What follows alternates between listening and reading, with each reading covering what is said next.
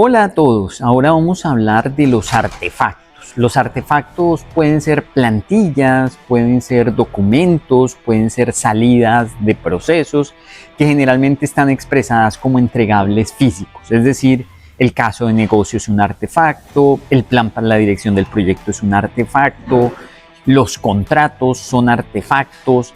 Entonces aquí analizaremos diferentes tipos de documentos, de plantillas, de entregables que se producen en el marco del desarrollo del proyecto y que son muy importantes para la gestión del mismo. Veamos.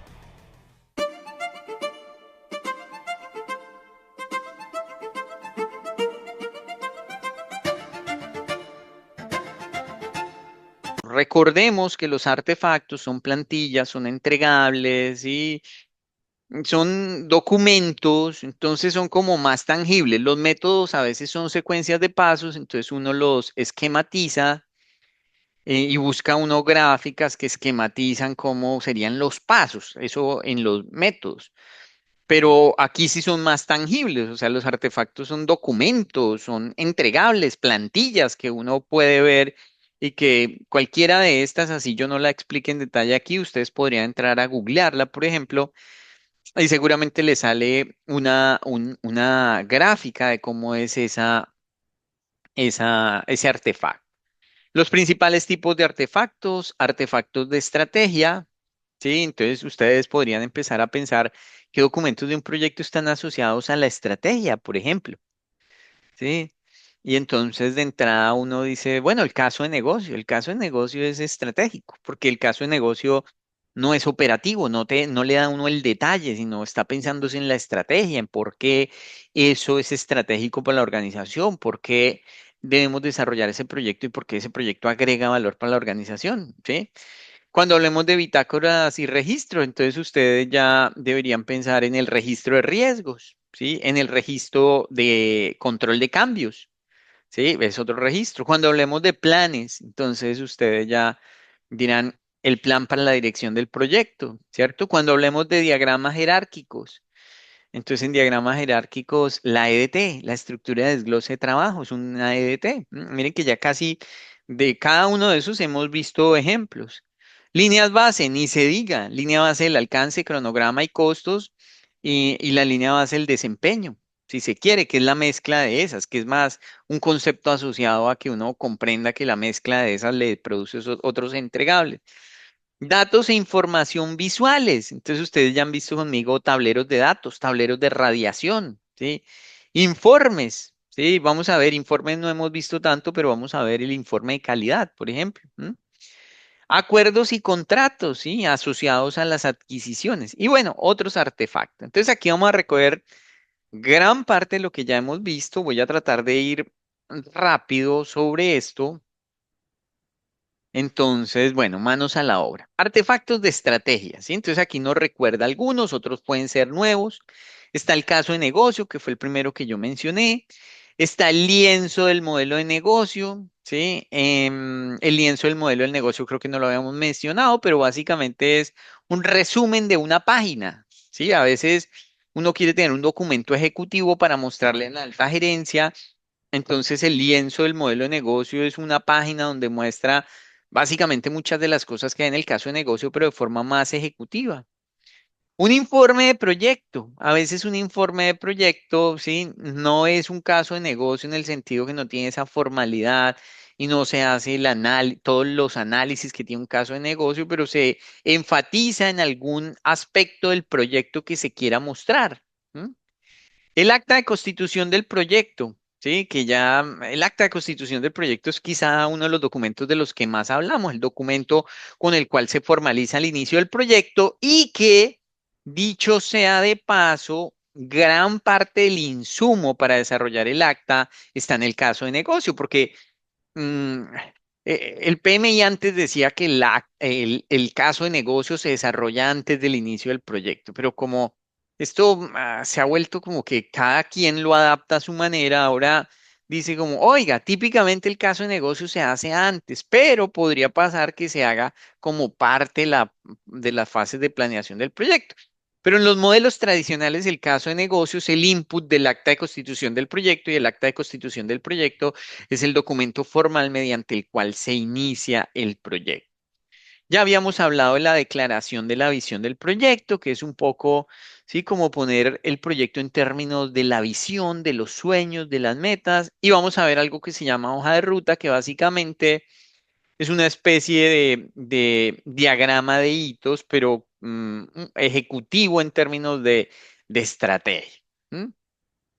Caso de negocio. El caso de negocio es un documento, yo creo que no vale la pena gastarle mucha más energía, pero lo importante es entender que típicamente trae una definición muy importante de lo que es el problema, ¿sí? O sea, el problema es el por qué, nos da la justificación, ¿sí? O sea, desarrollamos este proyecto porque tenemos un problema o porque queremos explotar una idea, ¿sí? Y entonces aquí tratamos de expresarlo, pero además tratamos de expresarlo alineado con la organización, ¿sí? Recuerden que la organización tiene una misión, una visión, unos sueños, entonces el proyecto está dirigido a ayudar a la organización a que se dirija en ese sentido. Entonces allá se plasma eso.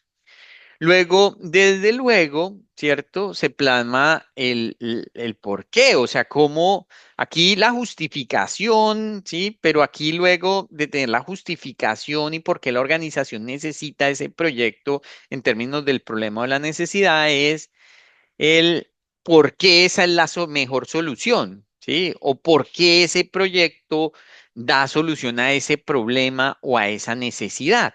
¿M? Entonces, ya ahí es, después de haber puesto el problema, es, mire, la solución perfecta a ese problema es desarrollar este proyecto. Eso nos ayuda. Entonces, ahí hay un enlace muy estrecho entre estos dos. Y luego entonces ya empezar a pensar en los impactos, ¿sí? Porque desarrollar un proyecto implica invertir recursos. Y como uno invierte recursos, pues siempre que uno invierte recursos, la pregunta que uno se hace es, oiga, pero ¿por qué invierto recursos? Y la respuesta es, pues para recibir unos beneficios futuros. Entonces uno tiene que poner esos beneficios futuros a blanco y negro. Es decir, si desarrollamos este proyecto en la organización, vamos a vender más productos lácteos y entonces eso nos va a permitir tener un retorno continuado y entonces nuestros indicadores se van a ver afectados así, pero además vamos a tener presencia en otros países de Latinoamérica, pero además esto, pero además esto otro. ¿M? Desde luego puedes evaluar también los riesgos positivos, negativos, sí, porque pues tenemos que tomar una decisión con visión integral y hacer una aproximación a qué impacto tendría a nivel organizacional y en términos de involucrados ese proyecto. Eso es a lo que denominamos caso de negocio. ¿M? Viene luego el acta de constitución del proyecto. El acta de constitución del proyecto retoma varios de los entregables que trae el caso de negocio, pero típicamente su objetivo principal es dar la formalidad del inicio del proyecto. Por eso, uno de los entregables más importantes o uno de los componentes más importantes es que viene con el nombre del patrocinador, viene firmado por el patrocinador, sí, por lo que conocemos como el patrocinador, y dice quién es el gerente del proyecto. Es decir, ese es un documento donde, además de contar cosas que traía el caso de negocio, dice, Oscar Cárdenas va a ser el gerente de este proyecto, ha sido designado y firma el patrocinador y entonces quedan identificados el patrocinador y el gerente del proyecto.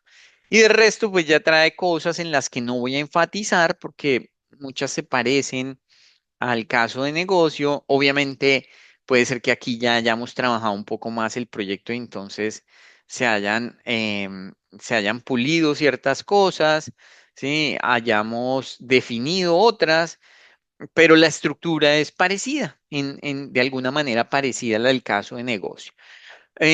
Por último, en este conjunto de artefactos tenemos lo que denomina el PMI la hoja de ruta. La hoja de ruta normalmente es esto, es como una secuencia de hitos, ¿sí? Que nos muestra el sentido en el que debe avanzar un proyecto. ¿Sí? Aquí, bueno, como tema paradójico, la flecha está en una dirección y los números están en otra dirección. ¿Sí? No me había dado cuenta de eso, no me había percatado. Pero lo que quiero señalar es que una hoja de ruta básicamente nos plantea un camino de una forma gráfica para que la gente sin mucho nivel de detalle pueda entender más o menos cuál va a ser la ruta, cuál va a ser el plan general que vamos a seguir. Entonces, esta es otra de las formas en que se presenta. La hoja de ruta no es solo para proyectos. Este, por ejemplo, es un ejemplo de una hoja de ruta, pero es una hoja de ruta para seguir, para hacer un proceso, creo que jurídico. Sí, entonces no se utiliza exclusivamente para proyectos, pero el concepto es el mismo, ¿sí? La serie de pasos ejecutivos o hitos importantes a seguir o a perseguir para llegar a un objetivo. Eso es a lo que denominamos la hoja de ruta. Luego entonces entramos a la categoría de bitácoras y registros, ¿sí? O sea, aquí, de nuevo, estos son entregables tangibles, entonces uno debería pensarlos como, debería preguntarse cada uno de estos cómo es. Tenemos entonces primero el registro de supuestos, ¿sí? Es decir, se supone que hay una lista de supuestos. Ya en este curso tomamos alguna pregunta asociada a supuestos y dijimos que supuestos son esas consideraciones que se expresan en el alcance, pero que no pueden ser ni afirmadas ni desvirtuadas, pero que las ponemos porque ayudan a asegurar que sobre eso está construido el alcance. ¿M? Entonces debiera existir un registro de supuestos, sí, hay registro asociado a eso, listas de trabajo pendiente que ustedes se las van a imaginar como conjuntos de tareas o conjuntos no, listas, sí, tareas, bullets de tareas que hay por hacer. Las listas de trabajo pendiente son muy utilizadas en los enfoques de desarrollo ágiles, ¿sí? Donde no hay a veces un plan tan formal, sino que más bien nos vamos guiando en el trabajo a seguir o en el trabajo que continúa con base en las observaciones que salgan de los clientes, con base en la experiencia de los involucrados, con base en cómo se van moviendo las variables del mercado.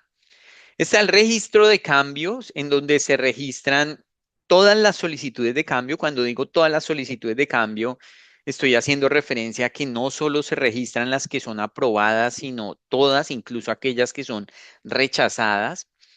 Está el registro de incidentes, sí, cuando, digamos, la traducción es incidentes, pero la palabra en inglés es issues, que yo no estoy tan seguro, sí, porque issues es asuntos, pero también incidentes. Lo cierto es que hacemos referencia a cualquier situación que se presente fuera del curso del proyecto y que entonces que tenemos que resolver, sí, eso lo llamamos un issue, entonces hay un registro de incidentes.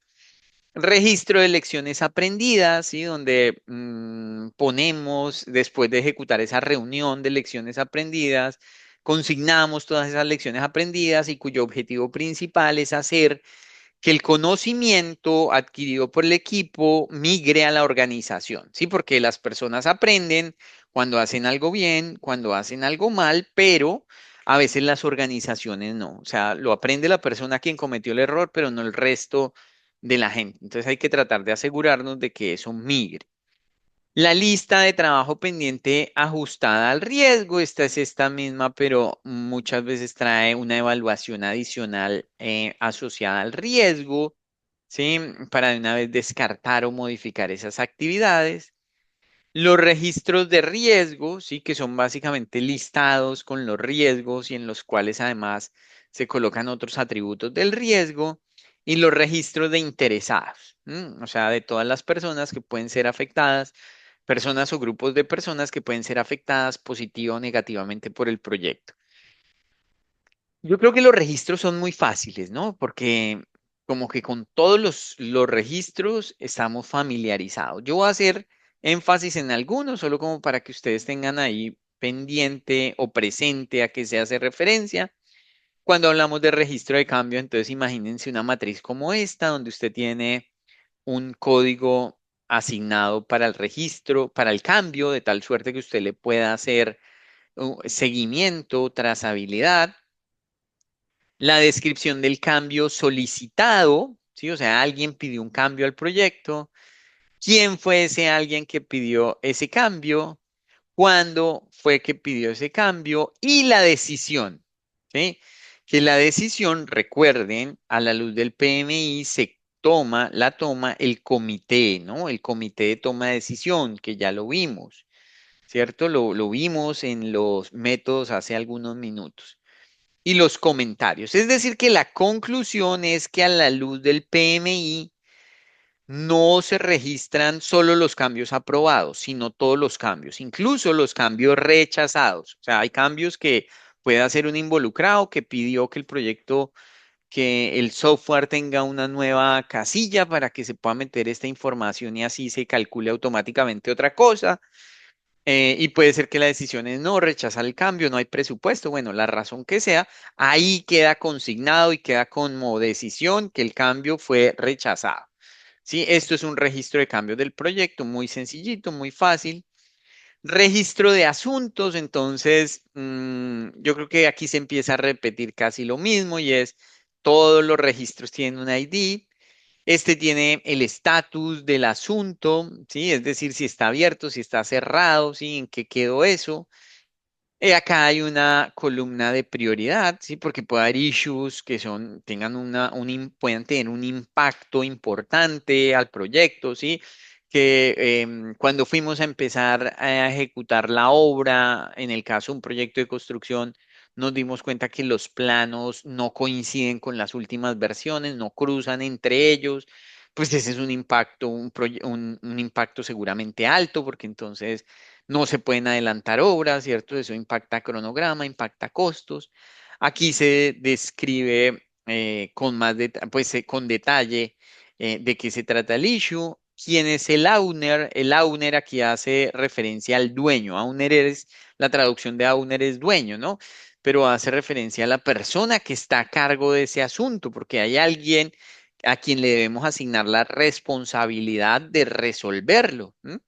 Cuando es la fecha estimada de resolución, si el asunto requiere una escalación, porque a veces pueden salir issues que se salgan de nuestra capacidad de gestión y el impacto, como ya les había dicho, les había hablado del impacto que está asociado a la prioridad, ¿no? O sea, la prioridad es derivada del impacto, pero acá está descrito en texto el impacto, aquí está escrita la prioridad, como qué tan rápido tenemos que actuar, como a cuáles tenemos que priorizar. Registro de asuntos. El registro de riesgos, este registro de riesgos no es el que más me guste. Normalmente el registro de riesgos tiene primero una casilla aquí que se llama el ID. Casi todos los registros arrancan con el ID, de tal suerte que usted con el ID le puede hacer seguimiento a el riesgo número 5, ¿sí? Descripción del riesgo, tiene la descripción del riesgo, tiene la descripción del impacto. Aquí, otra cosa que normalmente tienen los registros de riesgos es que tienen después del ID la categoría, ¿sí? La categoría, es decir, cuando uno evalúa riesgos, cuando uno identifica riesgos, para identificar bien riesgos, el PMI propone que uno cree una vaina que se llama la matriz de descomposición de riesgos. Y la matriz de descomposición de riesgos es algo sencillo y es que usted solo empiece a pensar modularmente en riesgos, es decir, que piense primero en que hay unos riesgos técnicos, hay unos riesgos de seguridad industrial y salud ocupacional, hay unos riesgos ambientales, hay unos riesgos de ingenierías, hay unos riesgos de ejecución, como que cree categorías y las categorías de riesgo a la hora de la verdad sirven es para que usted cuando haga un ejercicio de identificación de riesgos lo haga de forma integral, o sea, piense primero en los riesgos logísticos, luego en los riesgos de construcción, luego en los riesgos de diseño, luego en los riesgos ambientales. Con eso usted está asegurando que está mirando el proyecto desde una perspectiva 360, desde una perspectiva integral. Entonces, la categoría es otro típico que tampoco veo. Descripción del proyecto, entonces aquí sí es, perdón, descripción del riesgo, que es usualmente importante en el registro. Descripción del impacto, qué pasaría si. Luego viene impacto y probabilidad, que ustedes saben que son las dos variables que a nivel de riesgo influyen en el riesgo. Con eso, la categoría del riesgo o la valoración del riesgo, que aquí la llama nivel de prioridad. Y luego, las medidas paliativas o debería venir en estricto sentido después las estrategias, ¿sí? ¿Qué estrategia se va a utilizar? Las medidas, ahí sí, los controles, ¿sí? Y el propietario, ¿sí? Aquí no está toda, o sea, aquí no están todas las columnas de que implican toda la gestión del riesgo, porque aquí apenas tenemos la identificación. Este es un registro de riesgo donde apenas están identificados los riesgos, ¿sí? Entonces a esto hacemos referencia con un registro de riesgos. Aquí hay un registro de interesados. En registro de interesados yo creo que había mostrado uno por allá antes en el curso, pero aquí hay otro, ¿sí? Donde está, de nuevo, yo sugiero que todo arranque con ID. ¿Sí? Todo tenga un ID. Luego vienen los nombres, los apellidos, la organización, nombres y apellidos y organización, el cargo, la información de contacto, sus requisitos, ¿sí? Sus expectativas, sus intereses. Y luego entonces viene, miren, aquí plantean el compromiso actual y el compromiso deseado. Recuerden que eso hace parte de lo que denominamos el método de análisis de interesados, ¿sí? Me gusta mucho esta tabla en el sentido que tiene por un lado el compromiso actual, luego la estrategia que busca llevar al compromiso deseado. Y finalmente tiene una evaluación de la matriz poder-interés. Registro de interesados. Listo, con eso terminamos registros. Cuando uno busca en internet, por ejemplo, yo he tomado estas gráficas a lo largo de mucho tiempo de diferentes páginas de internet, encuentra de diferente tipología. Obviamente, cuando uno ya tiene experiencia, dice, oiga, a esta tabla le hace falta esta cosa, esta tabla le sobra esto. Pero en gestión de proyectos, pues cada proyecto es diferente y cada quien adapta en función de las necesidades de su proyecto. Corín, sí, señora, adelante. Profe, una pregunta. Es Sí, decir, señor. que como los riesgos, digamos que se deben ir evaluando a lo largo del proyecto, no es algo estático, artefactos que complementarían ese registro de riesgos sería también quizás el registro de supuestos, el de los interesados que acabaste de mostrar, y uno de los que mencionaste como concepto, que es el registro de lecciones aprendidas.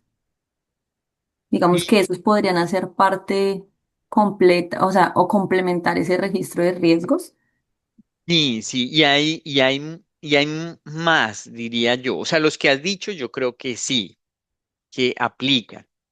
Pero si tú quisieras hacer el ejercicio más concienzudo, entonces tendrías que empezar a pensar en los procesos que se surten, porque en la guía de procesos vamos a ver que el PMI sugiere para analizar un riesgo, primero planificar, para analizar los riesgos, sugiere primero planificar la respuesta a los riesgos, ¿sí?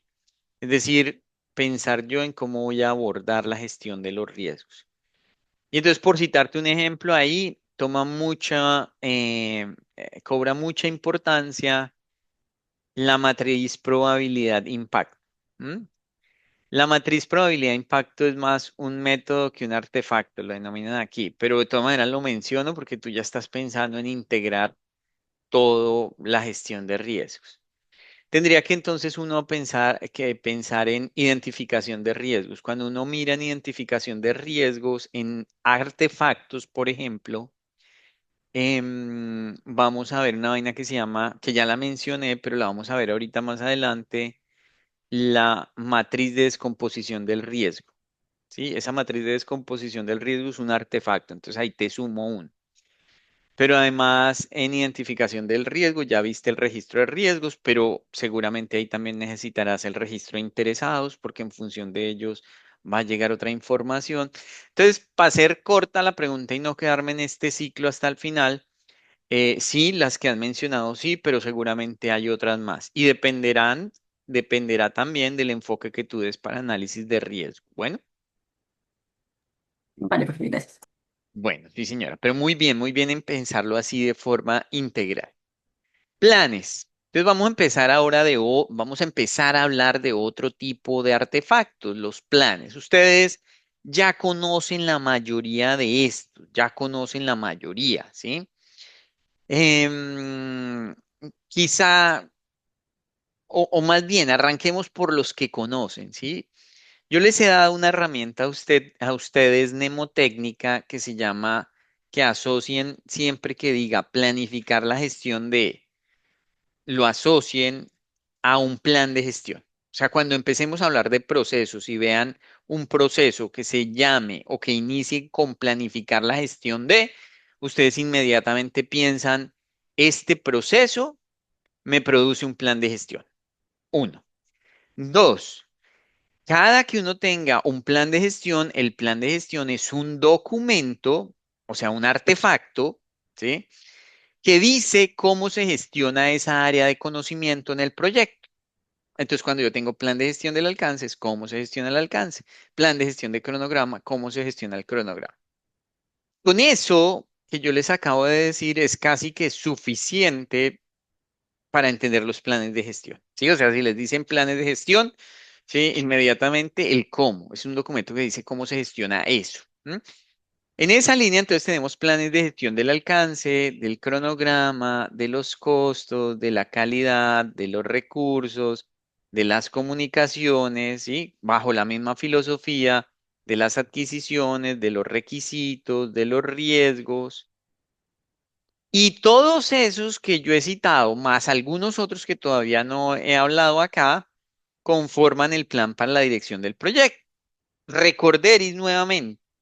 No olviden que uno puede entender el plan para la dirección del proyecto en términos resumidos, por allá yo tenía una diapositiva de eso, como los planes subsidiarios, ¿cierto? O sea, los planes de gestión subsidiarios, es decir, plan de gestión del alcance, el cronograma, costos, más las líneas base. En estricto sentido, a la luz del PMI, ese es el plan para la dirección del proyecto. Líneas base más planes subsidiarios. ¿Sí?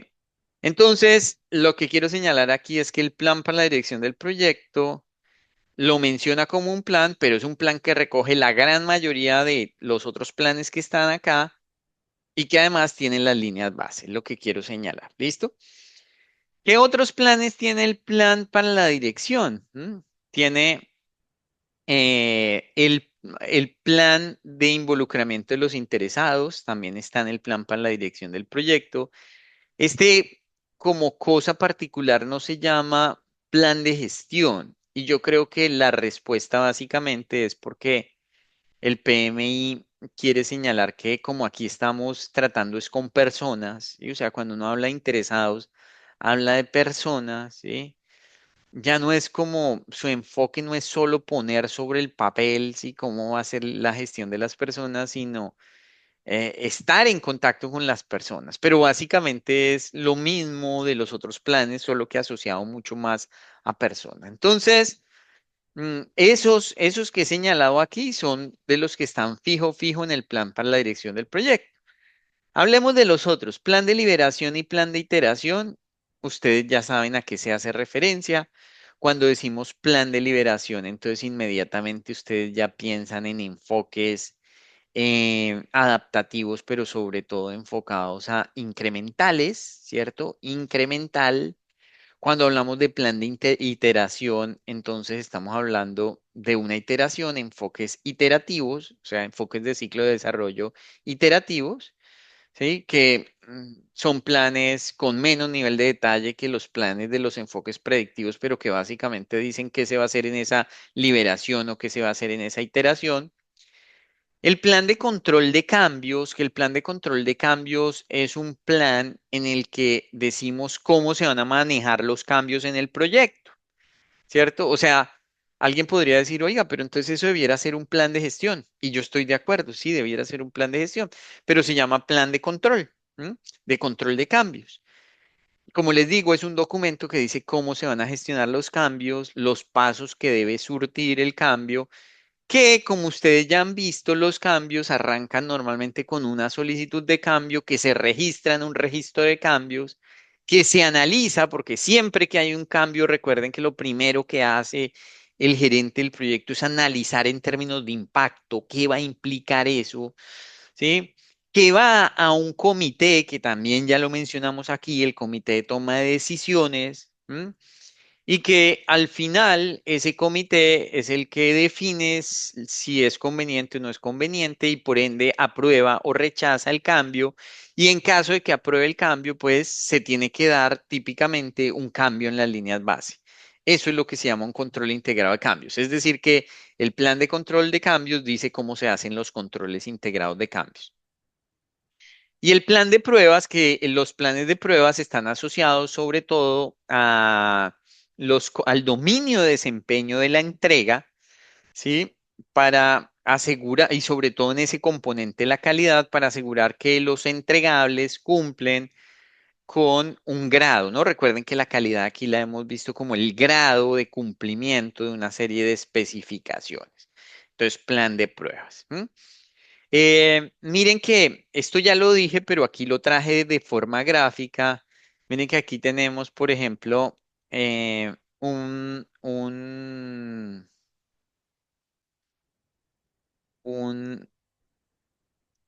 paquete, este no es un paquete, un proceso, porque este es la matriz de grupos de procesos. Y entonces lo que quiero señalar es que ese primer proceso se llama planificar la gestión del alcance. Sí, o sea, ahora que entremos a ver la matriz en lleno, que cerremos el curso con la guía de procesos, ustedes verán que en planificación, en el grupo de procesos de planificación, tenemos planificar la gestión del alcance. Y por aquí tenemos planificar la gestión del cronograma. Y por aquí tenemos planificar la gestión de los costos. Y por aquí tenemos planificar la gestión de la calidad. Y hacia abajo siguen el planificar la gestión de. Entonces, lo que quiero señalar es que cada uno de estos planes de gestión o de estos planificar la gestión de, reitero, nos producen planes de gestión. Y nos producen planes de gestión. Si ustedes comprenden eso, muchachas, y me siguen en eso, cuando lleguemos a los grupos de procesos, a la guía de procesos, va a ser muy fácil y muy rápido porque ya vamos a empezar a ver esto, pero ya lo tienen relacionado con lo que he dicho. Listo, eso es lo primero. Lo primero y último en esto, porque ya no hay nada más que decir. Vamos a pasar ahora a los diagramas jerárquicos, ¿sí? A los diagramas jerárquicos. En los diagramas jerárquicos tenemos todos los artefactos asociados a jerarquías, a estructuras con jerarquías, ¿no? Y entonces aquí el PMI nos habla de uno que se llama estructura de desglose de la organización, que prácticamente es esos organigramas que muestran cómo está organizada la organización. Aquí no suele ser tan relevante a la luz del PMI porque aunque se menciona, pues es más desde la perspectiva organización que desde la perspectiva proyecto. Tenemos las estructuras de desglose de producto, ¿sí? Que es cuando uno coja un producto y lo descompone, ¿sí? Lo descompone para entender sus funcionalidades, las funcionalidades del sistema, de los diferentes componentes para hacer análisis del producto. Y tenemos los tres de la derecha que son los más famosos, los más importantes. El primero es la estructura de desglose de recursos. La segunda es la estructura de desglose del riesgo. Ahorita la mencioné mucho a esta, ¿sí? Si se acuerdan. Y la tercera es la estructura de desglose de trabajo, que la voy a mostrar acá, pero ya no voy a decir nada más porque ya hemos hablado hasta la saciedad de la estructura de desglose de trabajo. En la estructura de desglose de recursos solo traigo un ejemplo. Es una estructura, o sea, todas las estructuras son iguales, solo que el desglose está hecho en función de esta palabrita, la palabra que tengan al final. Entonces, esta es una estructura de desglose de recursos porque coge y descompone el proyecto en términos de recursos. Entonces dice, Para el proyecto vamos a tener material informático, para el proyecto vamos a tener unos recursos que son personas y vamos a tener otros recursos que son equipos de oficina y de cómputo, ¿sí? Y entonces desglosa, empieza a desglosar ahí, mire que están desglosados de esa manera. En un proyecto de construcción podría ser estructura de desglose de recursos, entonces vamos a tener recursos materiales, vamos a tener equipos y herramientas, vamos a tener personas, ¿sí? Vamos a tener equipo pesado. Y entonces uno empieza a crear categorías, pero está desglosando el proyecto en términos de recursos.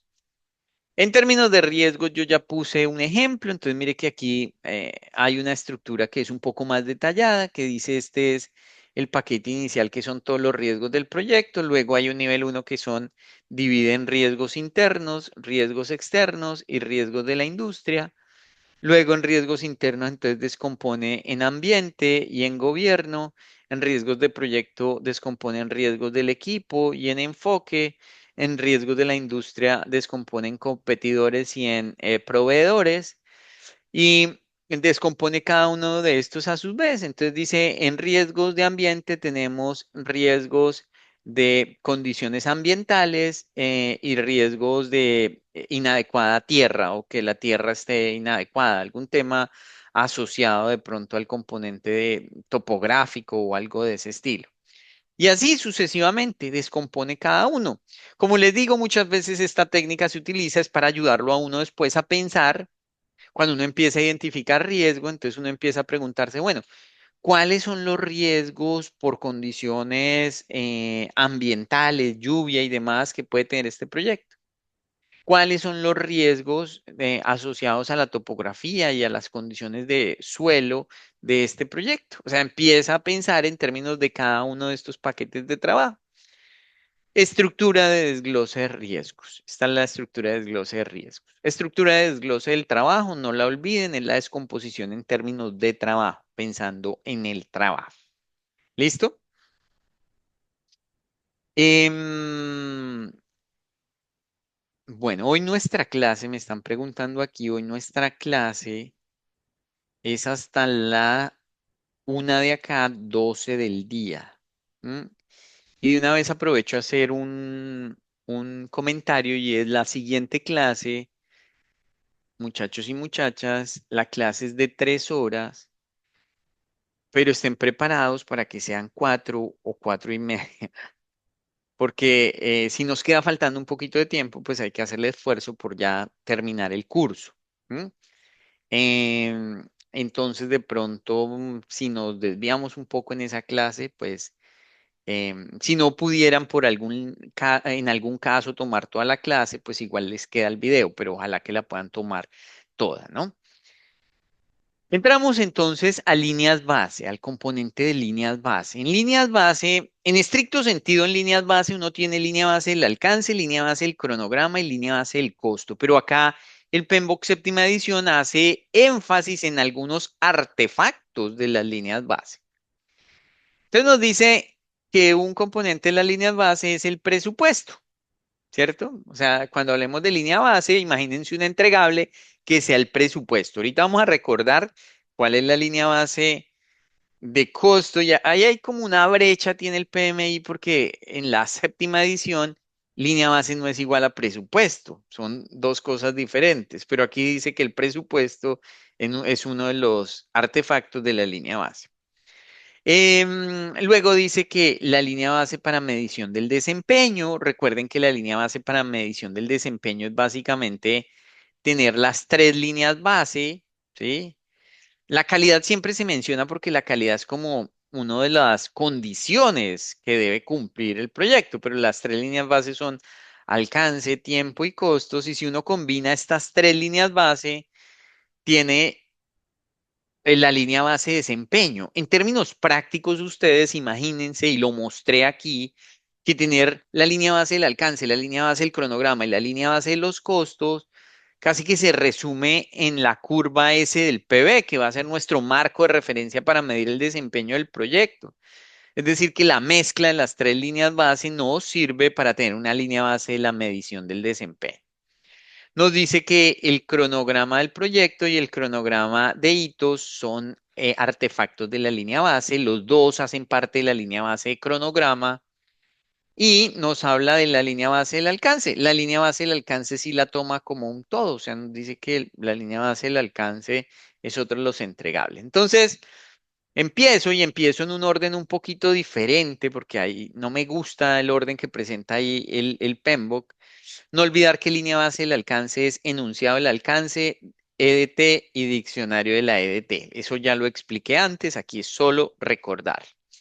No olvidar que línea base de cronograma, esto no sé si lo he dicho así con esta formalidad, pero la línea base del cronograma está integrada por el diagrama de red. Esto es lo que conocemos como diagrama de red, que básicamente es un diagrama donde cada actividad está representada por un rectángulo, ¿sí? Cada una de estas es una actividad y tiene unas flechas que indican las relaciones entre las actividades. Y cada actividad tiene unos atributos. No voy a decir nada más del diagrama de red por el momento. Sepan que línea base del cronograma está integrada por diagrama de red, diagrama de barras o de Gantt, que el diagrama de barras o de Gantt, pues ya hicimos un ejercicio que involucraba diagrama de barras o de Gantt, pero básicamente es un diagrama donde hay una línea de tiempo, acá está la línea de tiempo, y las actividades se representan con barras que están a escala. Y entonces, una de las ventajas del diagrama de barras o de Gantt comparado con el diagrama de red es que le da a uno más claridad sobre cómo es el orden de las actividades en función del tiempo, porque aquí en el diagrama de red cada actividad es un rectángulo y todos los rectángulos son del mismo tamaño con independencia de la duración, mientras que en el diagrama de barras o de Gantt ya cada actividad tiene una longitud de barra en función de su duración. ¿Sí? Es decir, este es mejor cuando uno quiere hacer análisis visuales. Y por último, el cronograma o diagrama de hitos, que es un diagrama que normalmente uno saca del diagrama de barras o de Gantt, es decir, miren que por acá están los hitos marcados como rombitos, normalmente se deriva de allá, y que acá lo único que hay que saber es que en los proyectos hay unos eventos relevantes, y esa es la definición de hito. Los hitos son eventos relevantes que pueden ser asumidos de duración cero y que entonces uno los plasma por aparte en lo que llama un diagrama de hitos, ¿sí? Un diagrama de hitos. Ahora, aquí muestra una tipología de diagrama de hitos, pero no es la única, ni es la más utilizada, hay otras. Pero sepan ustedes que cada uno de estos es un hito. ¿Sí? Cada uno de estos es un hito y que los hitos son eventos, ¿no? Eso es importante, los hitos son eventos. Es decir, que tienen que estar descritos como eventos. Cuando uno dice, por ejemplo, planificar el proyecto, eso no es un hito, ¿sí? No es un hito.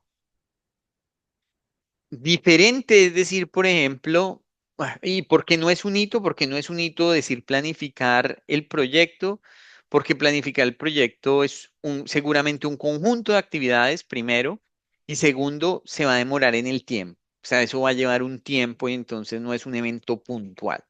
Los hitos son eventos puntuales, ¿no? Los hitos son em, firmar un documento, por ejemplo, se puede asumir como un hito, es algo instantáneo. Firmar, ¿sí? O obtener algo, obtener la licencia o el permiso de construcción. Eso es un hito, porque estamos hablando del momento en que uno obtiene. Iniciar una actividad es un hito porque es el momento en el que iniciamos.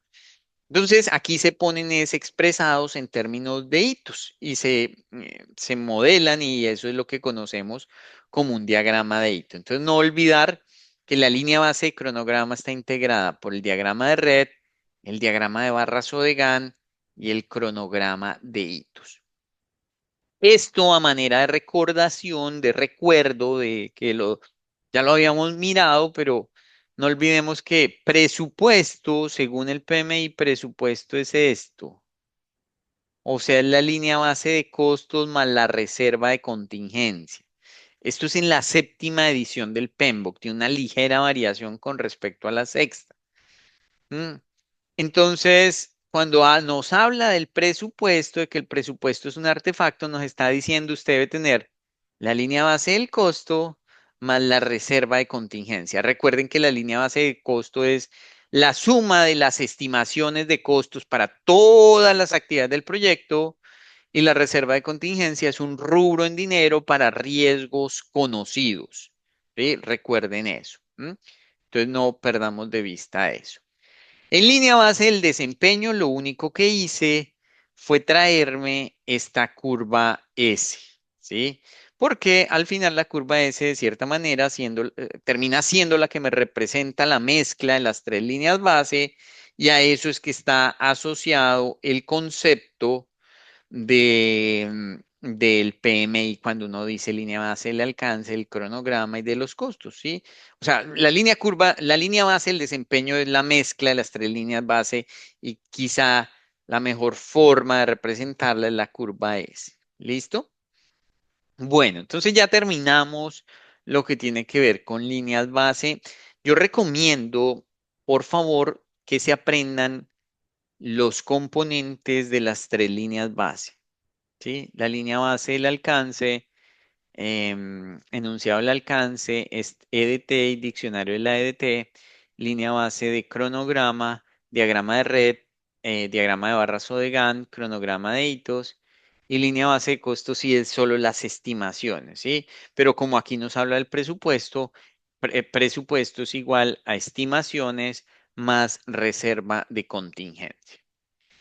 Vamos entonces a este componente, a esta nueva categoría de artefactos que son los datos e información visuales. ¿Sí? Aquí hay una cantidad de diagramas. De nuevo tengo señalados los en color rojo, los que más se utilizan. Hay uno que es diagrama de afinidad, ya lo había mencionado por allá atrás en el marco de otro componente, otra explicación. El gráfico de trabajo pendiente versus trabajo realizado también lo expliqué. Acuérdense que es una gráfica que generalmente nos muestra cuántas de las tareas se han ejecutado en una curva. No, si quieren, vayan y búsquenla por allá de nuevo.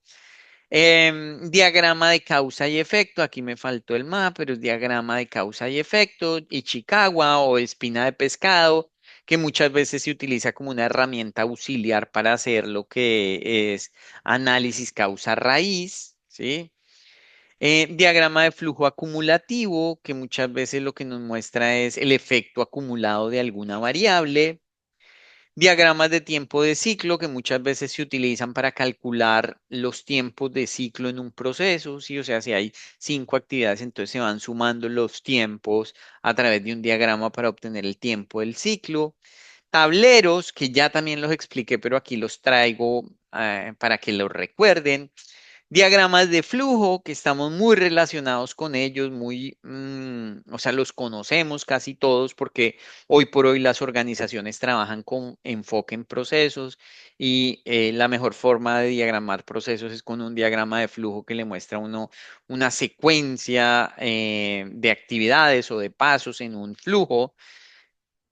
Diagrama de red, que aquí lo traigo, o sea, ya les hablé del diagrama de red, pero acá les voy a mostrar cómo se corre un diagrama de red, porque probablemente tengan que resolver un ejercicio que se trate de un diagrama de red. Entonces acá lo traigo a colación. Diagrama de Gantt, no voy a decir nada más frente al diagrama de Gantt, porque ya hablé del diagrama de Gantt, ya ustedes vieron su utilidad. Histogramas, aquí vamos a hablar de qué es un histograma, ¿sí? Que recuerden que es una gráfica en la cual uno tiene distribución versus frecuencia. Radiadores de información, ya los vimos, aquí solo los voy a traer para que los recuerden, pero ya los vimos. Diagrama de tiempo de entrega, muchas veces es un diagrama en el que uno modela ya no los ciclos, sino los tiempos de entrega. Matriz de priorización es cualquier tipo de matriz que uno utilice para hacer una priorización en función de unas variables. Y matriz de trazabilidad de requisitos, que aquí traje una también, solo para que recordemos. Porque por allá ustedes vieron el registro de requisitos, ¿no? Uno tiene un registro de requisitos, pero a veces uno no necesita solo el requisito, sino hacerle trazabilidad a un requisito, es decir, determinado requisito, gestionarlo hasta que se asegura que el proyecto tuvo en cuenta ese requisito. Entonces ahí está matriz de trazabilidad de requisitos.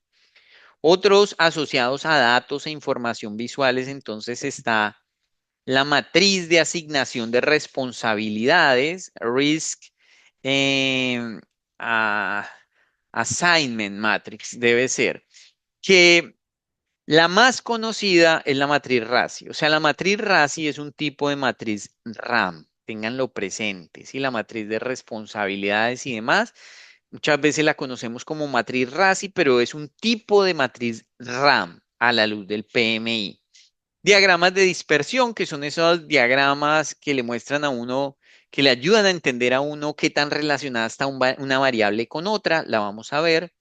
Curva S, ya expliqué lo que es una curva S, ¿cierto? Ya hablé sobre todo de la curva S del valor planeado, ¿cierto? Pero existe la curva S del valor ganado y del costo actual, mismo concepto, pero ya para el valor ganado y para el costo actual. Matriz de evaluación de involucramiento de interesados, ya hablé de ella, pero la traigo para que recordemos. Mapa de historia, que es una herramienta que me va mostrando cómo va cambiando unas variables a través de la historia, ¿sí? A través del tiempo. Diagramas de rendimiento, que son diagramas donde uno ve el rendimiento de un componente específico. Caso de uso, que es la documentación de un uso particular para un elemento en un proyecto. Mapa de flujo de valor, que ya también lo vimos, el mapa de flujo de valor, pero que lo vamos a volver a ver. Y un diagrama de velocidad, que sencillamente nos muestra el trabajo y entonces uno puede deducir la velocidad que se está llevando en términos del trabajo adelantado. Entrando en el detalle de esos, entonces tenemos diagrama causa y efecto. Yo creo que para ustedes debe ser familiar. Es un diagrama en el cual uno analiza un problema, uno se plantea un problema, muchas veces en el marco de un análisis causa-raíz. Y entonces uno luego va a empezar a pensar en las diferentes causas. Entonces uno dice, lluvia de ideas, ¿por qué estamos atrasados en cronograma? Y entonces alguien dice, porque no estamos utilizando los procesos adecuados, porque los procesos no están documentados. Entonces uno dice, los procesos no están documentados. Bueno, esa es una causa que está asociada al método. ¿Sí? El método, no estamos teniendo buen uso del método. Otra persona dice, porque no tenemos los recursos suficientes, los contratistas no están teniendo la causa, perdón, no están teniendo los recursos suficientes para ejecutar la actividad. Entonces, mano de obra, estamos teniendo problemas con la consecución de la mano de obra, es una causa de este estilo. Y entonces las distribuye por diferentes tipos de causa y después realiza análisis a nivel de causa para tratar de identificar cuáles son las causas atacables asociadas a ese problema. Entonces, ese diagrama de causa y efecto está fuertemente relacionado con lo que es el análisis causa-raíz y funciona generalmente en conjunto con otro tipo de técnicas, pero aquí se denomina un artefacto, ¿no? Es un artefacto. Los tableros de control, esto lo expliqué por allá, me gasté un buen tiempo explicándolo.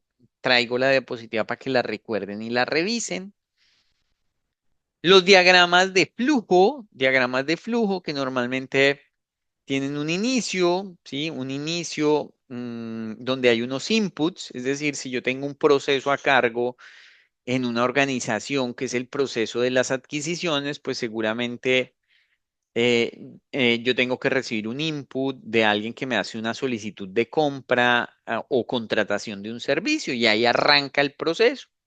Y entonces luego empieza a citar las diferentes actividades que yo tengo que ejecutar como marco, en el marco del proceso, ¿sí? Muchas veces las actividades señaladas como un rectángulo, ¿sí? Actividades o conjuntos de actividades que van transformando esos entregables. En ocasiones en los procesos hay que tomar decisiones, es decir, si yo tengo que si yo tengo que comprar un producto, el proceso es diferente a si yo tengo que contratar un servicio. Es decir, si yo tengo que comprar cámaras de video cámaras de video porque me solicitaron cámaras de video mi usuario. Es diferente hacer una compra de cámaras a contratar, por ejemplo, los servicios para una consultoría. Entonces, muchas veces los rectángulos están asociados a la toma de decisión. Si son bienes, pues vamos por acá. Si son servicios, vamos por acá. ¿Cierto? Y entonces nos muestra esa, como que esa secuencia de pasos, esas decisiones que hay que tomar para finalmente llegar a entregar el entregable que debo entregar como parte de este proceso. Es decir, que aquí están todas las transformaciones que sufre el entregable y aquí están las entradas y las salidas. ¿M? Eso es un diagrama de flujo, básicamente, nos muestra esas secuencias que agregan valor. Ustedes verán que por allá, creo que yo lo mencioné, sí, estoy seguro, dentro de los métodos hay un método que se llama análisis de procesos. El método que se llama análisis de procesos generalmente funciona sobre diagramas de flujo. Es decir, uno coge un diagrama de flujo, entiende cómo funciona un proceso y empieza a mirar qué actividades no agregan valor, qué controles no agregan valor. Y entonces replantea el proceso. Eso se llama análisis de procesos y es muy utilizado en gestión de la calidad. Viene el componente de diagramas de red. Diagramas de red, que los diagramas de red son un paso intermedio para obtener el diagrama de barras o de Gantt. ¿Sí? Es decir, cuando yo les expliqué allá el concepto de valor planeado y de curvas S, yo les dije que uno tiene la EDT, luego descompone en actividades, luego transforma eso en unos diagramas de Gantt. Pero para uno poder llegar desde ese cuadro de actividades, secuencias y duraciones a el diagrama de barras, normalmente es necesario pasar por un diagrama de red. ¿M? Y un diagrama de red, como ya les dije, no es más que una herramienta que tiene, yo creo que tres características, ¿sí? Tres características o sí, tres características, digamos. Unas actividades que están en términos de triangulitos, perdón, de rectángulos, son rectángulos. Unas flechas que indican cómo pasa el tiempo, cómo pasa el tiempo. Y unos atributos que están al interior, todos estos son atributos al interior de un cuadrito de esos, al interior de una actividad. Esas son las tres características. Los diagramas de red me muestran las actividades,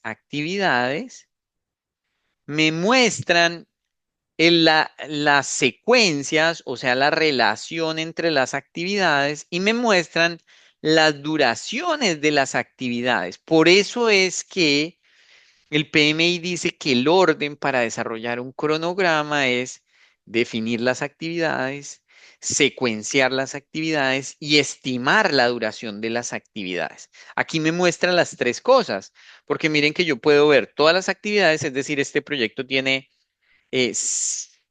7 actividades, A, B, C, D, E, F, G, 7 actividades.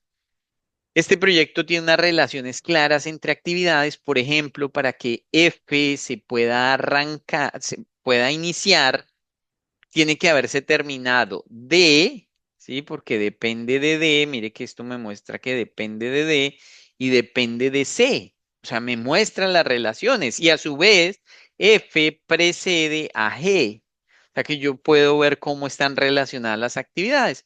Pero además puedo ver cuáles son las duraciones, porque uno de estos atributos es la duración. Yo creo que aquí la duración es la duración de cada actividad está indicada en este cuadrito.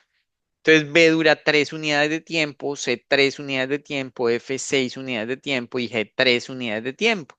Aquí en un diagrama de red están involucrados los tres procesos, esos son procesos, los vamos a ver después, pero desde la vista proceso, para desarrollar un diagrama de red. Ahora, Vamos entonces a resolver una pregunta asociada a diagrama de red para ver cómo funciona. Entonces, la pregunta es la siguiente. Dice, ¿cuál es la ruta crítica del proyecto descrito por las siguientes actividades? Y me muestra esto, me muestra esa tabla. ¿Ahí me están escuchando? Sí.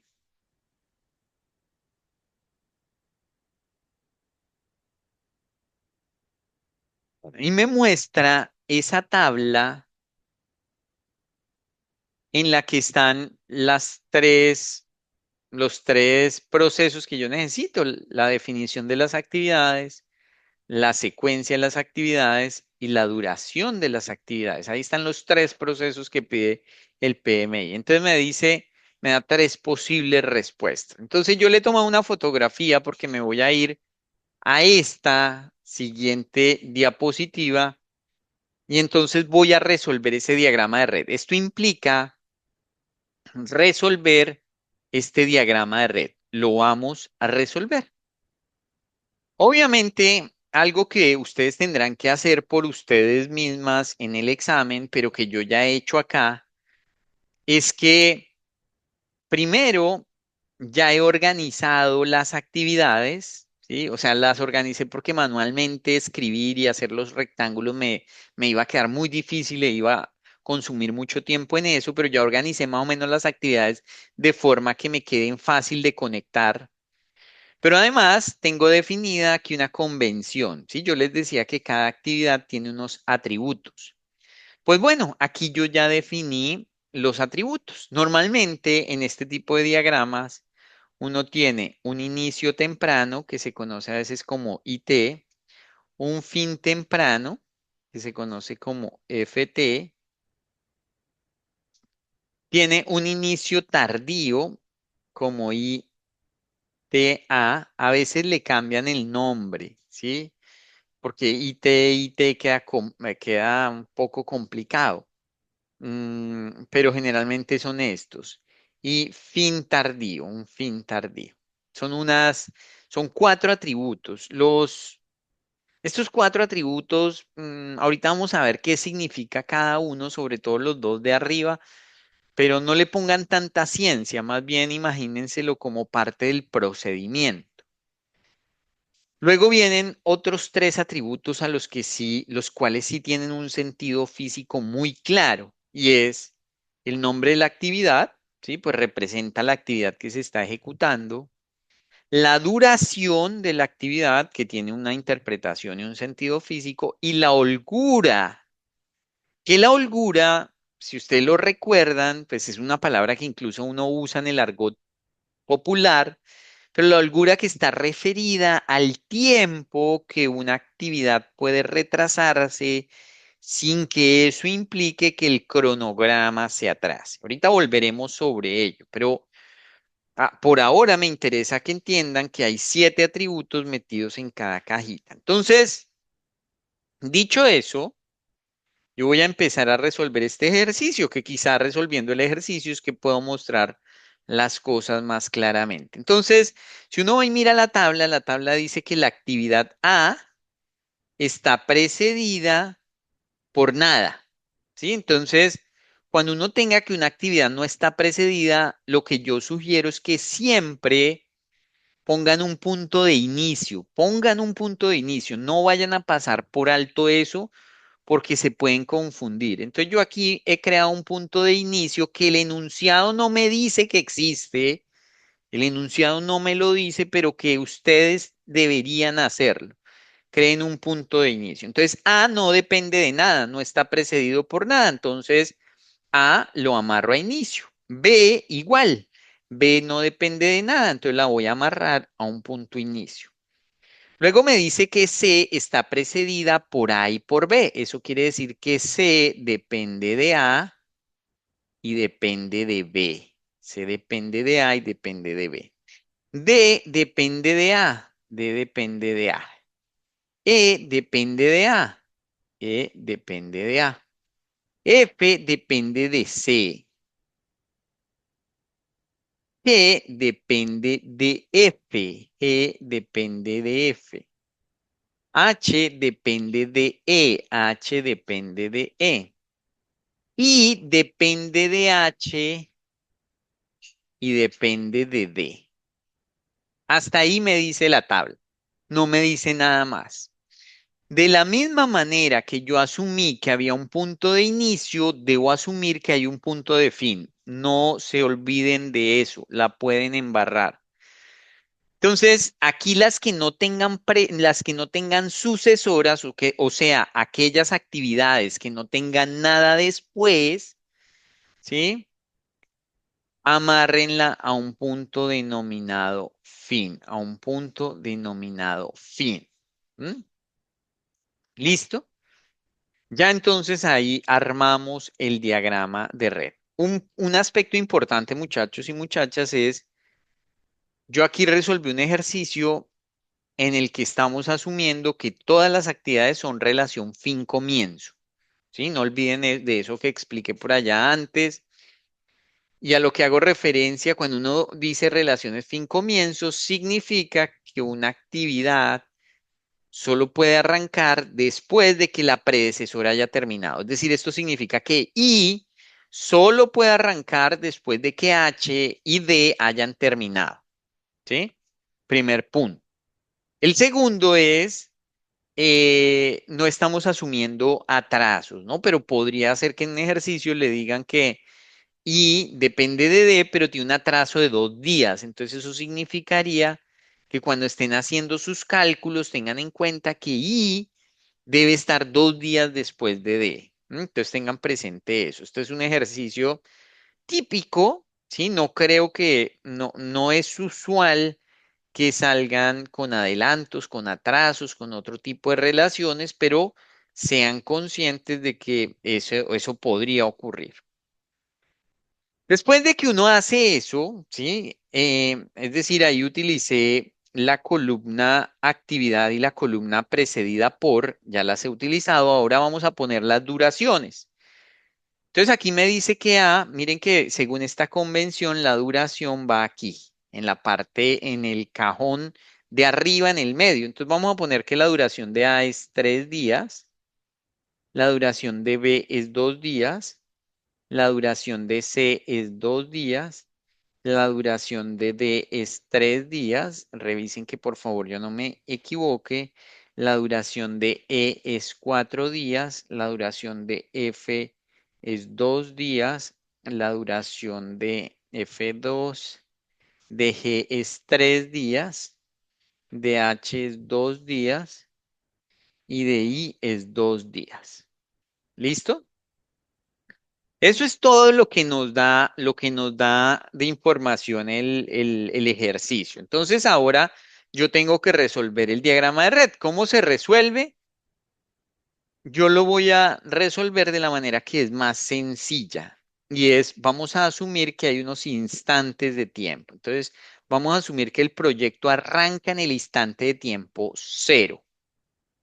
Si el proyecto arranca en el instante de tiempo cero, quiere decir que esta actividad puede arrancar en el instante de tiempo cero y esta en el instante de tiempo cero. Si A dura 3 y arrancó en el instante de tiempo cero, pues 0 más 3, 3. 0 más 2, 2. Es decir, que A finaliza en el instante de tiempo 3 y B en el instante de tiempo 2. ¿Sí? Luego entonces vamos a analizar lo que viene después. Arranquemos por E, que es la que va por arriba. ¿Cuándo es lo más temprano que puede arrancar E? Como son relaciones fin-comienzo. Si esta termina en el instante de tiempo 3, esta puede, perdón, si esta finaliza en el instante de tiempo 3, esta puede iniciar en el instante de tiempo 3. Y 3 más 4, 7. Para el caso de D, entonces D puede arrancar en el instante de tiempo 3 y 3 más 3, 6. Ojo que para el caso de C depende de B y de A. Depende de B y de A. Pero como es una relación fin-comienzo, C solo puede arrancar hasta que termine A y hasta que termine B. ¿Cuándo será eso? En 3, ¿sí? O sea, no vayan a creer que en 2, porque si se arranca en 2, significa que B ya terminó, pero A no, y estaría incumpliendo una de las restricciones que es que C termine después o arranque después de que hayan terminado A y B.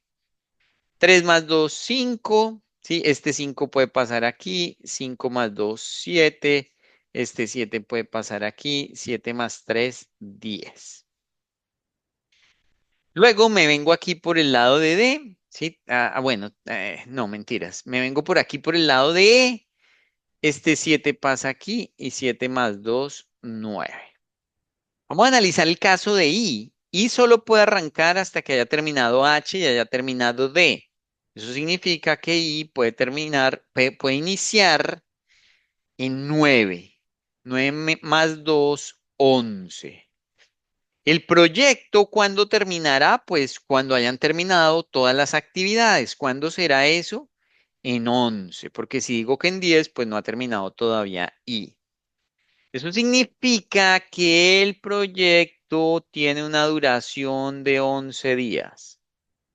Este ejercicio no nos pregunta la duración del proyecto, pero podría eventualmente salirle a ustedes ejercicios donde les digan, les pregunten la duración. 11 días asumiendo que las duraciones están en días. Venga, miramos aquí las duraciones en que están. En el punto están en días, entonces dura 11 días. Ahora nos vamos a devolver. ¿Cómo nos devolvemos? Partimos de este mismo número. Entonces, 11. Ese numerito viaja por la flecha, entonces aquí viaja 11 y aquí viaja 11. Resolvamos y, como hacia adelante sumábamos, hacia atrás restamos. 11 menos 2, 9. 11 menos 3, en el caso de G, 11 menos 3, 8. Me voy a ir por abajo, que está más fácil. El 8 viaja por la flechita, entonces 8 me viaja acá. 8 menos 2, 6. El 6 me viaja aquí, 6. 6 menos 2, 4. Listo, hasta ahí estuvo fácil. En este lado, en el lado de I está viajando hacia atrás. Entonces me viaja por ambas flechas. Entonces me viaja el 9 aquí y me viaja el 9 aquí. Si me voy por la parte de arriba, 9 menos 2, 7. El 7 pasa aquí. 7 menos 4, 3. Si resuelvo de 9 menos 3, 6. 6. Entonces ya llegué hasta esta parte. Ahora voy a resolver B. B, entonces el 4 me llega el 4 aquí desde la actividad C. 4 menos 2, 2. Ahora voy a resolver A. Ojo que hacia A, si yo me devuelvo, A me llega información de E, información de D e información de C. Me llegan tres flechas. En C me llega un número 4, en D me llega un número 6, en E me llega un número 3. Hacia adelante, si ustedes se fijan, cuando pasaba eso, yo cogía el número más alto. ¿Sí? Es decir, para este 3, por ejemplo, yo cogí el mayor entre 3 y 2, que es 3. Hacia atrás hago lo inverso, cojo el menor. ¿Sí? Entonces el menor entre 3, 6 y 4 es 3, el menor es 3. Entonces aquí entra 3, 3 menos 3, 0. Aquí me llegan dos flechas. La menor entre 0 y 2 es 0. Luego chequeo que esto sea igual, 0 sea igual a 0 y digo que está bien. Si el número me da diferente, algún error cometí. Luego de que he resuelto eso, entonces finalmente calculo las holguras. Las holguras se pueden calcular, venga que no vaya a borrar yo nada que tenga que borrar, que no tenga que borrar. Las holguras se calculan de la siguiente manera. Ahí ya calculé inicios tempranos, inicios tardíos, fines tardíos. Ahora, la holgura se puede calcular como el inicio tardío menos el inicio temprano, menos el inicio temprano. O, acá una o, el inicio tardío menos el fin tardío menos el fin temprano. Puede ser inicio tardío menos inicio temprano o fin tardío menos fin temprano. De las dos maneras, les debería dar lo mismo, ¿sí? Entonces, como quieran, si quieren, nos vamos por el lado de la derecha, por el lado de la izquierda, como quieran. Voy a calcularlo para cada uno. En este caso, 3 menos 3 0. 4 menos 2 2 6 menos 5 1 9 menos 6 3 7 menos 7 0. Corríjanme si me equivoco en algo. 9 menos 9 0 8 menos 7 1 11 menos 10 1 11 menos 11 0. La holgura es el tiempo que una actividad se puede atrasar sin que necesariamente impacte el cronograma. ¿Eso qué significa? Que B eventualmente se podría retrasar 2 unidades de tiempo, 2 días, y no necesariamente eso implica que el proyecto dure más de 11 días. ¿Sí? O sea, hasta 2 días se retrasa B y no necesariamente implica que el proyecto se retrase. En el caso de A significa que como tiene holgura cero, si se desvía, impacta el cronograma. ¿Sí? O sea, si A se desvía, con seguridad impacta el cronograma. ¿Mm? Entonces, normalmente uno, pues en literatura de gestión de proyectos, se acuña el término de actividades críticas para hacer relación, para hacer referencia a aquellas actividades que tienen holgura cero. Es decir, A no se podría retrasar, no se podría retrasar, H no se podría retrasar y no se podría retrasar. El resto todas tienen holguras. Estas son actividades críticas. Si uno une esas actividades críticas con una flechita, eso es lo que se conoce como el camino crítico o la ruta crítica. Por eso a este método se le conoce como el método de la ruta crítica. ¿Sí? Método de la ruta crítica. La ruta crítica, bueno, es importante decir que todos los proyectos tienen por lo menos una ruta crítica, ¿sí? O sea, ustedes no van a responder si les sale una pregunta conceptual, porque les puede salir una pregunta con mucho número y conceptualmente les diga cuál es la ruta crítica y les pongan una opción que diga el proyecto no tiene ruta crítica, pues esa hay que eliminarla de una, porque todos los proyectos tienen por lo menos una ruta crítica. Por lo menos una ruta crítica significa que pueden tener más de una ruta crítica, porque podría ser que este proyecto tuviese otra ruta que también conduzca al final y que sea con actividades que tienen holgura cero. Cada proyecto tiene por lo menos una ruta crítica. Y eso tiene que ver con que la ruta crítica es la que al final le está dando la duración al proyecto, ¿sí? Si uno suma es 3 más 4 7 más 2 9 más 2 11, ¿sí? Esa es la ruta crítica. Es decir, que si en un proyecto a usted les dan la ruta crítica, si en un diagrama les dan la ruta crítica y tienen que hallar la duración, ¿cierto? Pues solo sumen los tiempos a través de la ruta crítica y ya, no se pongan a resolver todo el diagrama, ¿no? Es importante tener presente eso. ¿M? Hay otras consideraciones, pero yo creo que eso es lo más importante. Y entonces la respuesta aquí es que la ruta crítica es A, E, H, e I. Esa es la ruta crítica. Si nos devolvemos, entonces tenemos A, E, H, e I. Vamos a ver entonces los histogramas y entonces los histogramas son una de esas herramientas que se encuentran en artefactos de datos visuales, ¿no? Y entonces aquí estamos viendo un histograma que básicamente es una gráfica donde tenemos dos variables, en este caso el tiempo de las llamadas versus la frecuencia absoluta. Y la ventaja de los histogramas es que nos permiten ver las concentraciones donde están concentrados la mayor cantidad de datos, ¿sí? Es decir, en este caso que estamos asumiendo que lo que estamos analizando es el tiempo que duran las llamadas, podemos ver que la mayoría de llamadas, ¿cierto? Están concentradas entre un intervalo de 20 y 30 segundos, ¿sí? Segundos porque aquí nos dice que la variable tiempo está en segundos. ¿M? Esta herramienta es una herramienta que sobre todo se usa mucho en calidad para entender cómo son las distribuciones, para entender y para atacar problemas de calidad, ¿sí? Entonces, el histograma es otro de esos artefactos importantes.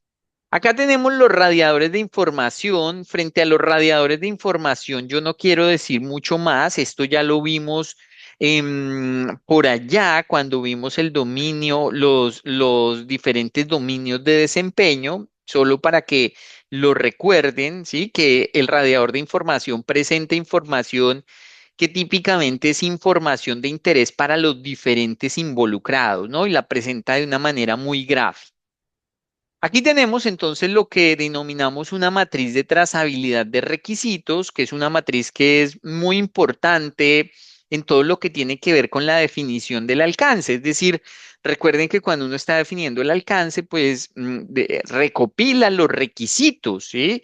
Y esos requisitos básicamente terminan siendo consignados en matrices de este estilo que como les he dicho, pues esta matriz tiene aquí una columna que se llama ID y luego tiene una serie de información. En este caso, tiene una categoría, ¿sí? Que significa, la categoría es muy importante porque nos muestra cuáles de esos requisitos son obligatorios, cuáles deberían tenerse, pero no son obligatorios, y cuáles son deseables, ¿sí? Es decir, siempre uno tendrá en los proyectos cosas que son de obligatorio cumplimiento, otras que son ideales tener y otras que son deseables que tienen los diferentes involucrados. Desde luego que los que son mandatorios u obligatorios, pues hay que cumplirlos, sí o sí. Aquí específicamente el requerimiento, aquí la prioridad en términos de tiempos de atención, aquí la fuente asociada a cuál es el involucrado o el área funcional que está solicitando eso. Y luego, entonces hay una serie de información que está asociada más a la trazabilidad, es decir, a cómo saber ese requerimiento con qué objetivo de negocio está alineado, qué entregables son los que deben cumplir con ese requisito y cómo se va a realizar lo que denominamos la verificación y la validación. Matriz de trazabilidad de requisitos, ¿sí? Más adelante volveremos a hablar de algunos de estos. Tenemos también dentro de esta categoría de artefactos la matriz RAM, ¿no? Recuerden que la matriz RASI es una matriz, es un tipo específico de matriz RAM, ¿sí? Pero cuando hablamos de matriz RAM, hablamos de matriz de responsabilidades, o sea, Responsibilities Assessment Matrix. Esta es una matriz que sirve mucho, sobre todo en lo relacionado con gestión de equipos. Es una matriz, no recuerdo si ya había hablado en detalle de ella, pero es una matriz que básicamente en la parte superior tiene los nombres de los integrantes del equipo y aquí en la columna principal tiene las actividades o los entregables. Y básicamente lo que vamos a hacer, déjenme aquí, yo cambio rápidamente voy a utilizar el lápiz. Lo que vamos a hacer entonces es que vamos a utilizar cuatro letras, ¿sí? Cuatro letras que la R significa básicamente el responsable de la ejecución. La A es accountable. Accountable es una palabra difícil de traducir porque accountable es el responsable. En realidad el accountable es el responsable. Pero entonces, si uno lo traduce como responsable, uno diría, bueno, pero no se supone que Benjamín es el responsable.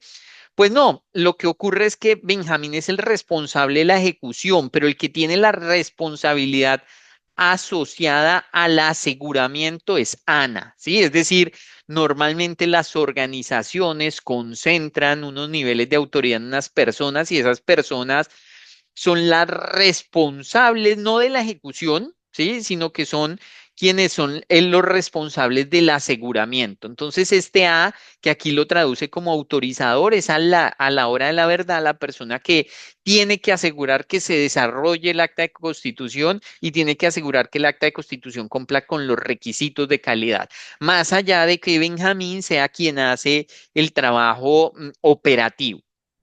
Hay una letra ahí también que es informado y hay una letra C que es consultado. Es decir, informados son las personas a quienes típicamente se les comparte la información, en este caso el acta de constitución del proyecto.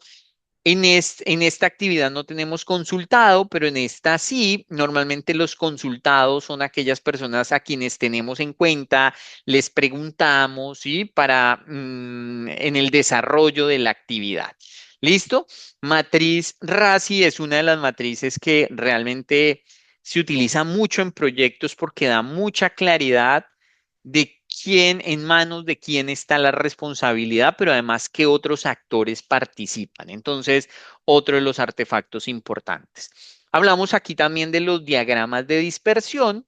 Básicamente, los diagramas de dispersión son diagramas donde se grafican la relación entre dos variables, ¿sí? Es decir, aquí tengo una variable X, aquí tengo una variable y entonces digo que si X es igual a 3, ¿sí?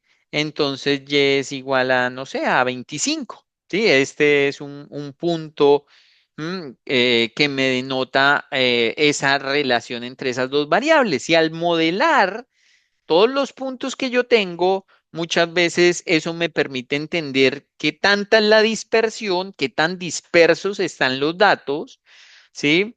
O además, es decir, lo contrario a dispersión sería qué tanta concentración, si están concentrados o si están dispersos, pero además me permiten ver tendencias, ¿no? Por ejemplo, o si se quiere, incluso correlaciones, ¿no? Es decir, es claro que aunque hay dispersión en esta data, hay dispersión, pues hay una tendencia de que en la medida que X aumenta, Y también aumenta.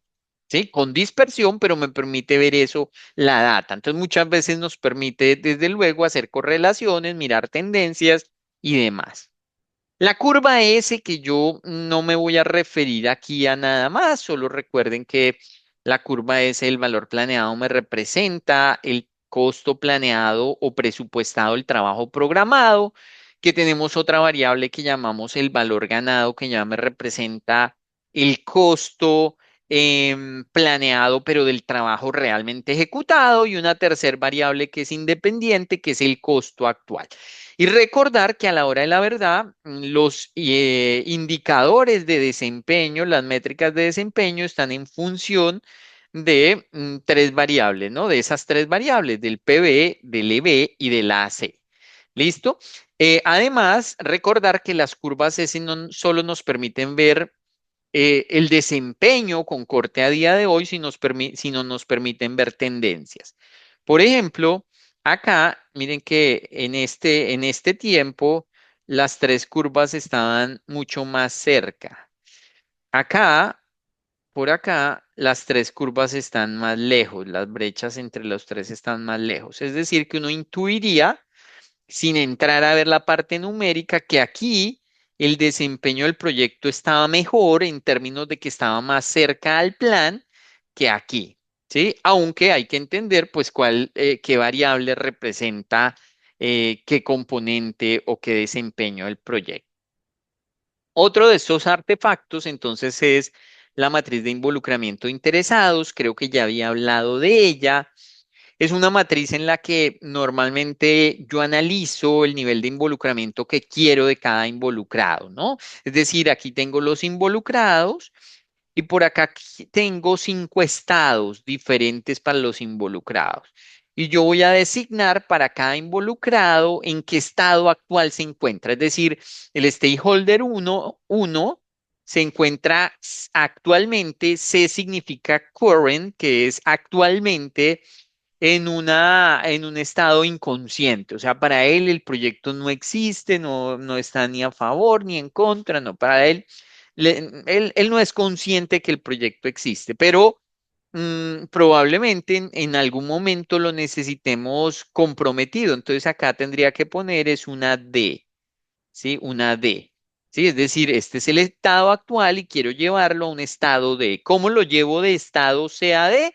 Pues eso hace parte del plan de gestión de los involucrados. ¿Listo? Pero esta es la herramienta solo para mapear y saber en qué estado actual y a qué estado futuro quiero llevar a los involucrados.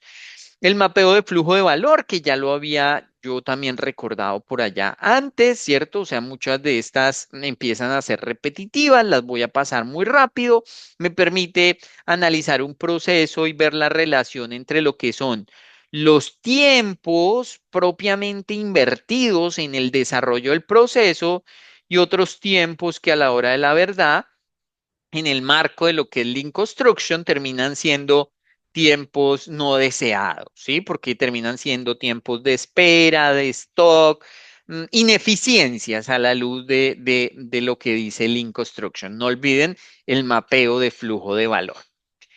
Otro tipo de artefactos, ya saliéndonos de esos tipos de artefactos visuales y que nos representan data visual, son los informes. En informes, digamos que el PMI hace referencia a tres tipos diferentes de informes. Entonces vamos a hablar de los informes de calidad, que ustedes ya entenderán que son ese tipo de informes que normalmente se asocian a tanto a la gestión como al control de la calidad, es decir, como a mirar si los procesos están funcionando bien, pero también a mirar si los entregables están cumpliendo con las características, con el grado, ¿sí? Porque la calidad al final es un grado de cumplimiento, recuerden. Y desde luego que entonces allá lo que pueden salir es acciones preventivas, acciones correctivas, ¿cierto? Que ya implican que uno tenga que rehacer alguna actividad o incluso recomendaciones generales para los procesos, los proyectos y los productos. Informe de calidad.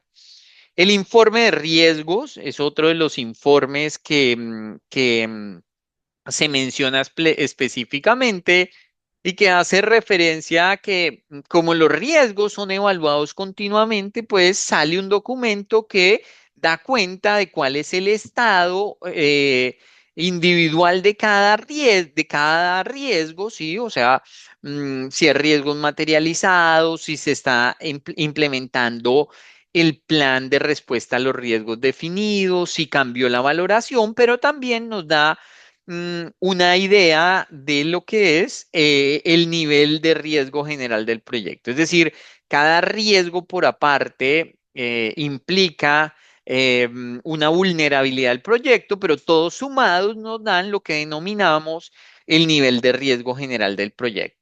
Y ya hablaremos de informe de estado cuando estamos hablando formalmente de un documento emitido para mostrar el estatus del proyecto, cómo está el proyecto, que típicamente, ¿sí? Se hace esto para compartir con los involucrados y para tomar decisiones, ¿no? Para tomar decisiones incluyen normalmente pronósticos, ¿cierto? Todo eso que vimos en la clase anterior. Entonces, estos son los tres tipos de informes. Los informes se suman a esos artefactos que hemos visto previamente.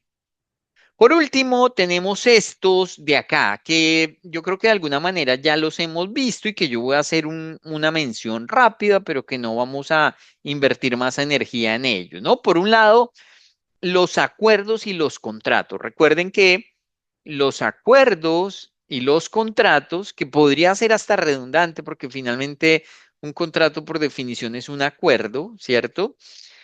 Pero los acuerdos y los contratos son artefactos, no olvidar eso. Es quizá el tipo de artefacto más importante.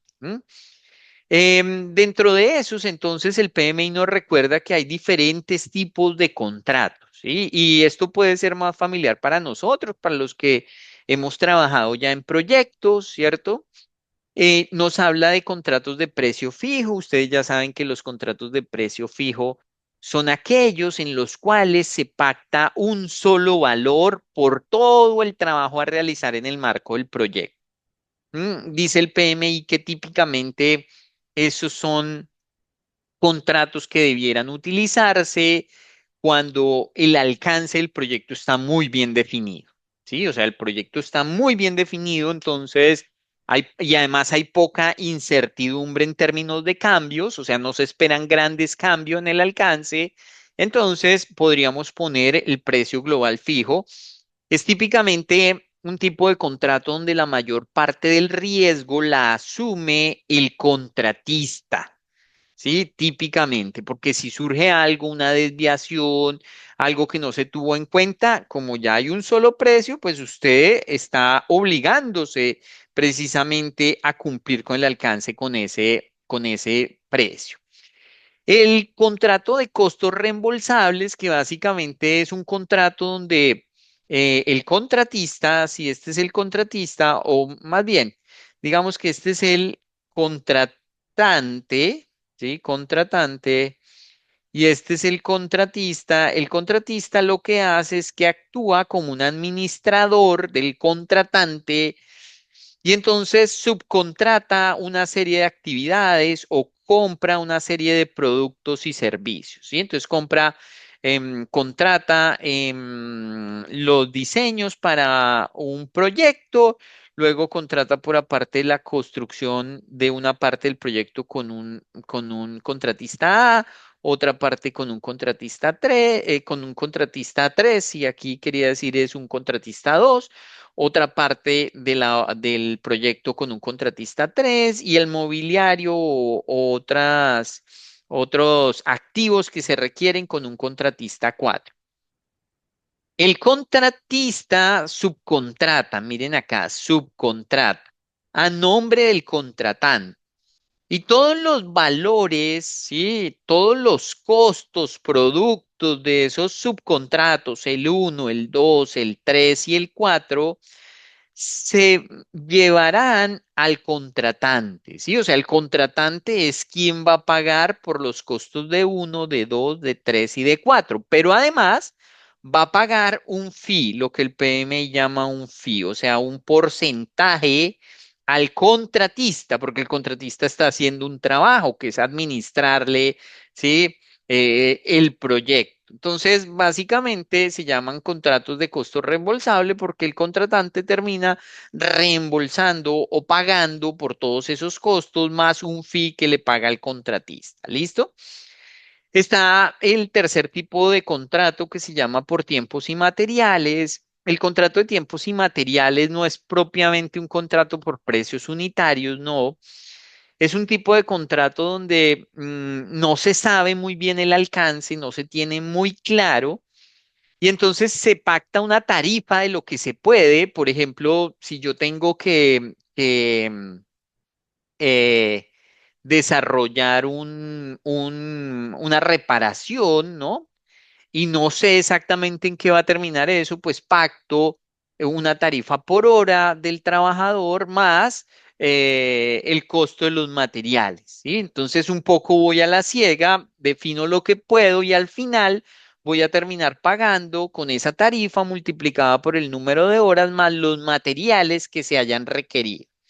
Y están los contratos de entrega indefinida, cantidad indefinida, que básicamente son contratos un poco gruesos, generales, en los que el alcance no está definido, ¿sí? A veces se pactan unos precios y con esos precios se trata de desarrollar diferentes proyectos en la medida que vayan surgiendo, ¿sí?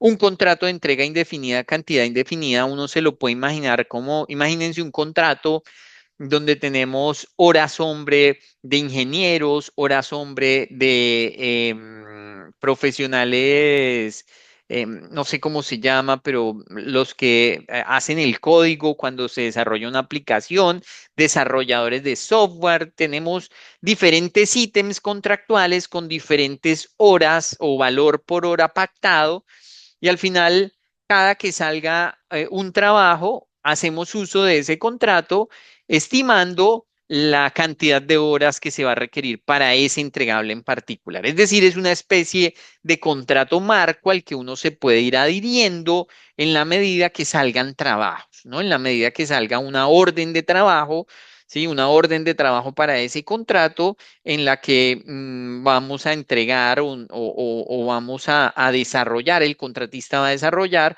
un trabajo específico. ¿Listo? Esos son como los cuatro tipos de acuerdos y contratos. Más adelante veremos otros que menciona em, el PMBOK sexta edición o la guía de procesos. Entonces, eso es un poco lo que nos dicen acuerdos y contratos. En otros artefactos, solo por mencionarlos, están la lista de actividades, la lista de actividades que son muy propias de enfoques de desarrollo ágiles, ¿sí? Muchas veces se sacan listas de actividades de lo que hay por hacer. El PMI menciona que otros artefactos son el RFI, el RFQ y el RFP. Sí, recuerden que RFI, Request for Information, que es para solicitar información cuando uno está haciendo sus planeaciones, para referenciar un poco qué está pasando en el mercado. Tenemos el RFP, ¿sí? Que es Request for Proposal, que es cuando uno solicita formalmente una propuesta que tiene el componente técnico y el componente económico. El RFQ no es tan utilizado, se llama Request for Questions, ¿sí? Que es cuando uno, digamos, pide a los diferentes oferentes que hagan preguntas si tienen alguna duda, y yo le sumaría otro aquí, que es el RFT, Request for Tender, ¿sí? O requerimiento de licitación, que es cuando sencillamente los diferentes oferentes ofertan un precio, ¿no? Recuerden que la diferencia entre Request for Proposal y Request for Tender es que básicamente en el Request for Proposal, en el requerimiento de propuesta, vienen todos los componentes, no solo el componente económico, mientras que en el Request for Tender viene solo el componente económico. Además nos habla que las métricas son un tipo de artefacto, nos habla que el calendario del proyecto, es decir, tener claro qué día se va a trabajar, qué horarios se van a utilizar, hace parte de esos otros artefactos. Nos habla de la documentación de requisitos, es decir, a veces hay documentos adicionales a lo que está consignado en la matriz de requisitos, y eso lo llamamos documentación de requisitos, y como es una plantilla o es un documento, pues entra en la categoría de artefactos. Nos habla del acta de constitución del proyecto y nos habla de la historia de usuario.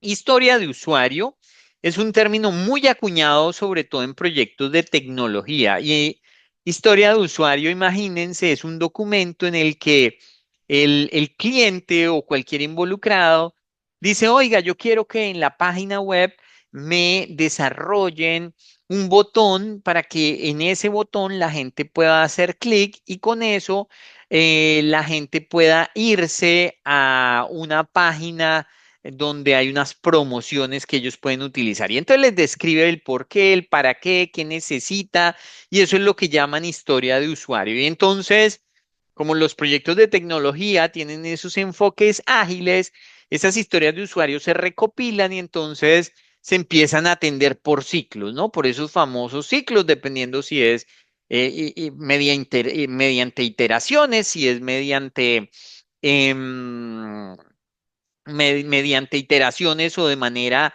continua, ¿cierto? Pero al final termina siendo ese como el input que se utiliza para la ejecución, el que termina de cierta manera definiendo el alcance de una iteración en particular, ¿cierto? O de el desarrollo de un nuevo producto.